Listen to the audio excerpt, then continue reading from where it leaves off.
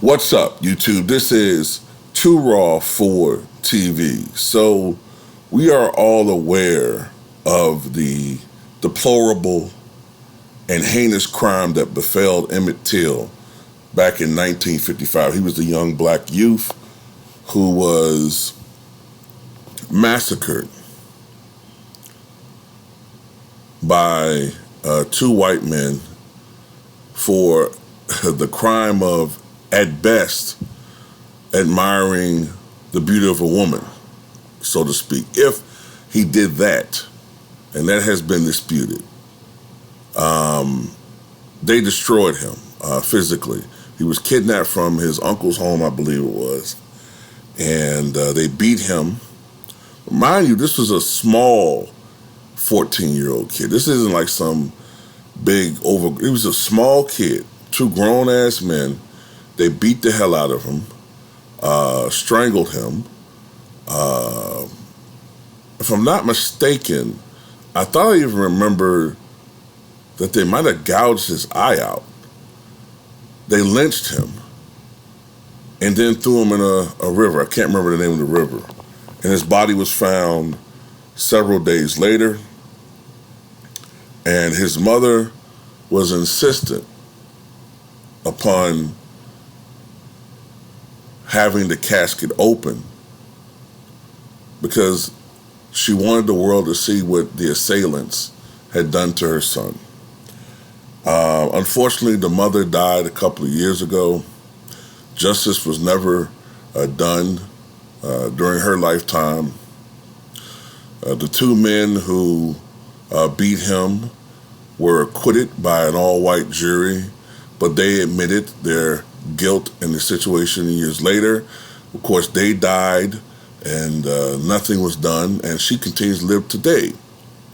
But an arrest warrant for her was discovered recently, and the family wants to use this as a catalyst to seek justice, to have her arrested, and to finally have some type of justice done, someone to pay for the crime that was committed to Emmett Till so long ago. So a group searching for contents related to the 1955 lynching of black teenager Emmett Till in the basement of a Mississippi courthouse has uncovered an unserved arrest warrant for the white woman whose allegations led to his kidnapping and murder, according to the Associated Press. The discovery has now renewed calls from Till's relatives for the arrest of the woman, Carolyn Bryant Donham, now age 88.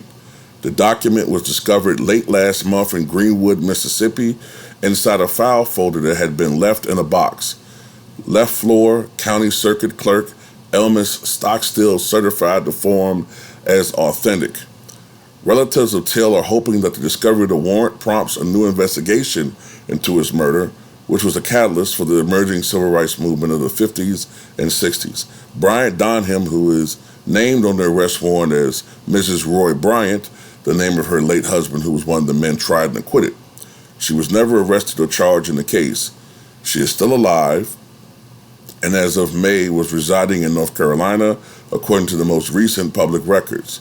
Donham was married to Roy Bryant when she accused Till, who was visiting Mississippi from Chicago, of making improper advances while at the couple's store, Bryant's Grocery and Meat Market in Money, Mississippi, in August of 1955. The accusation prompted Bryant and his half-brother, J.W. Millam, to abduct Till at gunpoint from the home of his great-uncle, Moses Wright, then tortured and lynched the teenager before throwing his body into the Tallahatchie River. Till's battered body was weighed down by a cotton gin fan and was found several days later. His face was left unrecognizable, but at his funeral service in Chicago, Till's mother, Mammy Till Mobley, insisted that her son have an open casket to show the brutality and horror of what her son endured. The newly discovered warrant, dated August 29, 1955, charged the two white men involved in the crime, along with Dunham, with the kidnapping of Till. An affidavit found with the warrant stated that the three individuals did willfully, unlawfully, and feloniously, and without lawful authority, forcibly seize and confine and kidnap Emmett Lewis Till.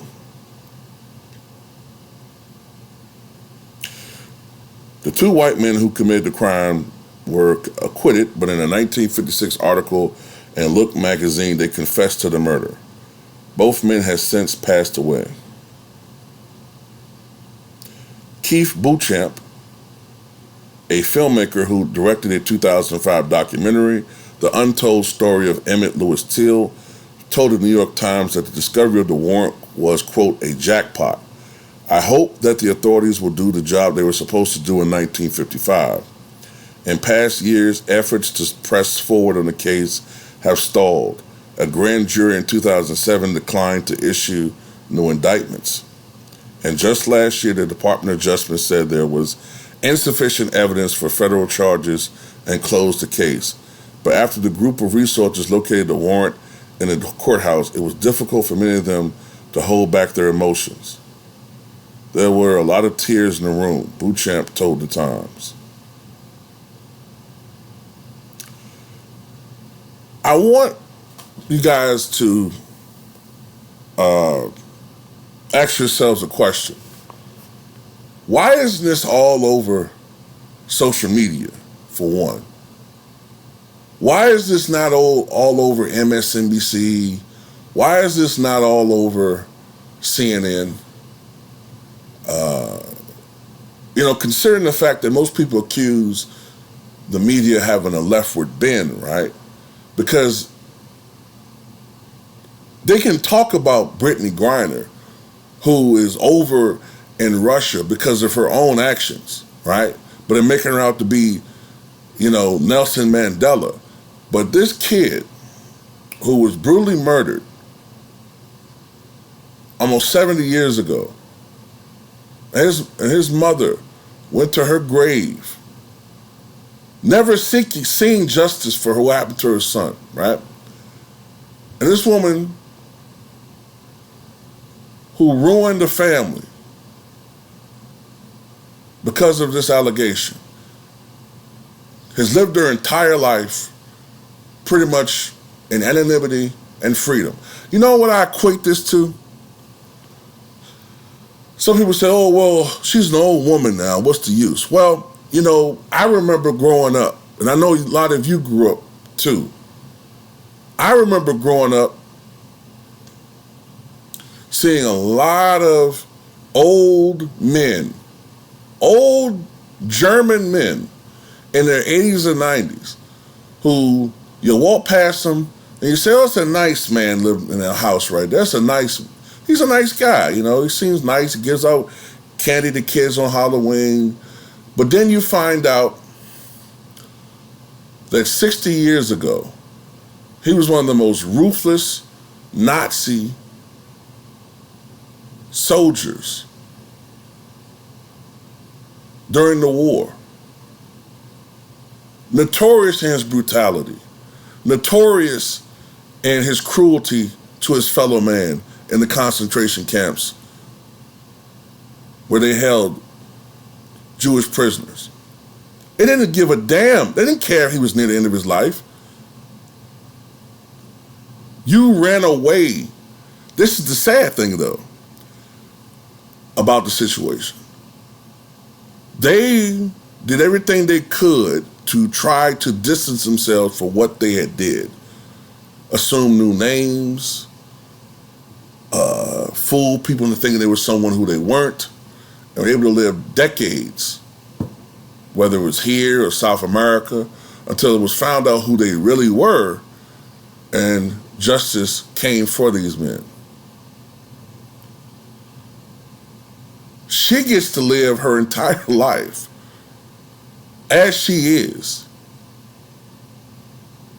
and nothing will happen to her. I still think nothing's going to happen to her, even with this arrest warrant found. And you want to tell me we live in a country where everything is free, everything is equal, and we're paranoid to think that, one group has certain privileges over the other. Get out of here.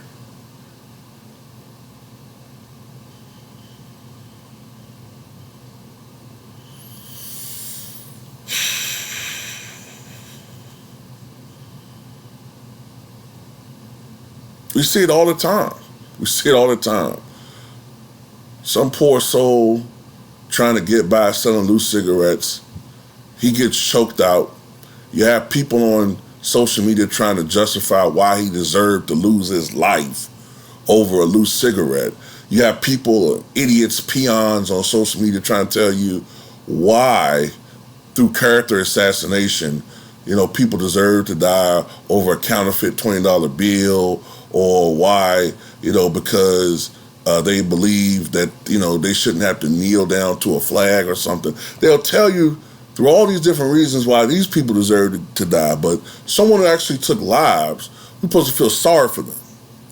You know what? Kiss my ass and get the hell off my channel with that bullshit. I don't give a damn how old she is. Put her ass in jail. Put her ass in prison, I should say. It's time.